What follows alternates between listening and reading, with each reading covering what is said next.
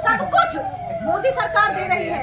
ये सारे यहाँ के नालंदा वासी समझते हैं और पूरा देश एकदम विकास चाहिए। और आज हमारे मोदी जी विकसित राष्ट्र की तरफ जा रहे हैं और घर के घर तक पहुंचकर योजनाओं का लाभ दिया है। इससे कोई भी जनता इंतजार नहीं कर रही है। और ये जो कहते हैं कि अनाज देते हैं और इतना देते हैं और उतना देते हैं और हम तो इतना देंगे और हम तो उतना देंगे, जब हम योजना लाते हैं तो जनता जागरूक है, वो जानती है कि जो दे रहा है हम उसी को लाएंगे और फिर से मोदी तीसरी बार आएंगे। बदलने की पूरी प्रयास करेंगे, लेकिन इनको पता होना चाहिए बिहार उल्टी उड़ती चिड़िया को हल्दी लगाता है। लालू प्रसाद राष्ट्रीय जनता दल के एक कार्यकर्ता के रहते हुए कतना हो जाए कि संविधान नहीं बदल सकते हैं, इसके लिए हर बिहार के लोग गर्दन कटाने के लिए तैयार।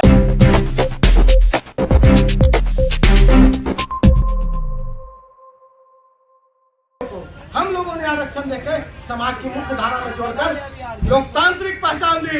जो जमीन पर बैठता था उसे हम लोगों ने मुखिया बनवाने का काम किया। ये परिवर्तन नीतीश कुमार ने करने का काम किया। और ये लोग बात करते हैं, इन लोग बोलने का कोई चीज नहीं।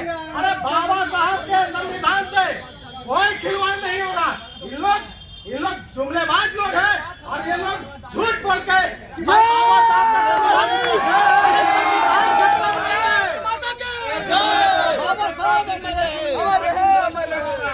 जनता के सवाल पर ये चुनाव लड़ने नहीं आ रहा है। जनता के लिए क्या है? भारत माता की विकास का सवाल है। सर वीडियो लेने दीजिए,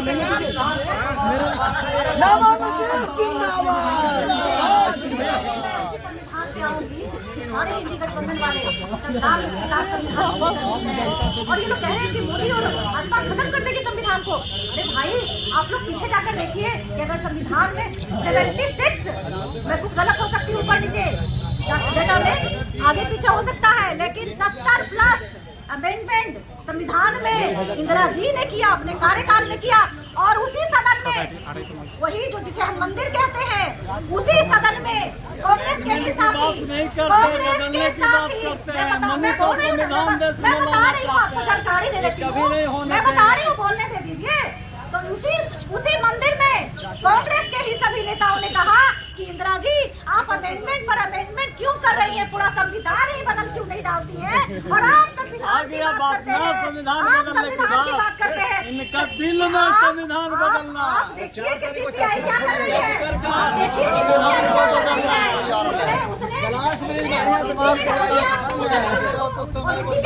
उसने मुसलमानों को ला दिया, ओबीसी के हमारे भाइयों का अनुमान कर रही है।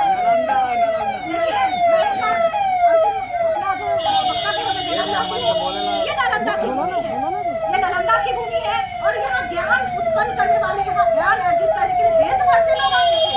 यहाँ के लोग जागरूक लोग समझ गए हैं, उन्हें सिर्फ विकास चाहिए, रोजगार चाहिए, तरक्की चाहिए, पढ़ाई चाहिए, शिक्षा चाहिए, सड़क चाहिए, सब कुछ चाहिए। और वो सब कुछ मोदी सरकार दे रही है। ये सारे यहाँ के नालंदा वासी समझते हैं और पूरा देश एकदम विकास चाहिए। और आज हमारे मोदी जी विकसित राष्ट्र की तरफ जा रहे हैं और घर के घर तक पहुंचकर योजनाओं का लाभ दिया है। इससे कोई भी जनता इंतजार नहीं कर रही है। और ये जो कहते हैं कि अनाज देते हैं और इतना देते हैं और उतना देते हैं और हम तो इतना देंगे और हम तो उतना देंगे, जब हम योजना लाते हैं 25 लाख देंगे। अब जनता से बातें नहीं सुनेगी, यहाँ पर बोली नहीं लग रही है। ये चुनाव है, ये चुनकर आई सरकार ने काम किया है और जिन्होंने सब चीज को देश में नकारा है, ये सारे लोग बोली लगा रहे हैं, मैं आपका ये दूंगा, मैं आपका वो दूंगा। तो जनता जागरूक है, वो जानती है कि जो दे रहा है हम उसी को लाएंगे और फिर से मोदी तीसरी बार आएंगे। बदलने की पूरी प्रयास करेंगे, लेकिन इनको पता होना चाहिए बिहार उल्टी उड़ती चिड़िया को हल्दी लगाता है। लालू प्रसाद राष्ट्रीय जनता दल के एक कार्यकर्ता के रहते हुए कतना हो जाए कि संविधान नहीं बदल सकते हैं, इसके लिए हर बिहार के लोग गर्दन कटाने के लिए तैयार हैं। देश के संविधान की कोई खिलवाड़ नहीं है। और रही दूसरी बात नालंदा की बात, नालंदा एक प्राचीन जगह है।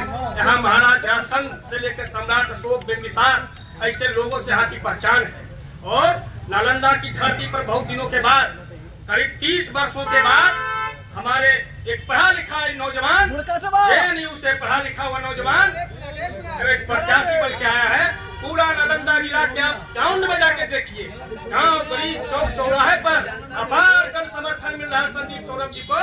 और हम 4 तारीख को आप देख लीजिएगा, 4 तारीख को 2 लाख प्लस वोटों से हमारे चौकीदार जाकर के इंडी गठबंधन राष्ट्रीय जनता दल के अध्यक्ष लालू प्रसाद यादव जी, राहुल गांधी जी के नेतृत्व को मजबूत करने का काम करेगा। अब की बार 2 लाख पार। देखिए ये प्रतिनिधि है और ये अपने दावे कर रहे हैं लगातार जो है हम देश का आदेश के जरिए आप तक हम वो दावों को पहुंचा रहे हैं। पक्ष के अपने दावे हैं, विपक्ष के अपने दावे हैं, लेकिन इसके बीच में जनता की अपनी समझ है और जनता के बीच वो मुद्दों की गूंज आप सुन रहे हैं। तो 1 जून को यहाँ की जनता अपना जनादेश दे। जिंदाबाद।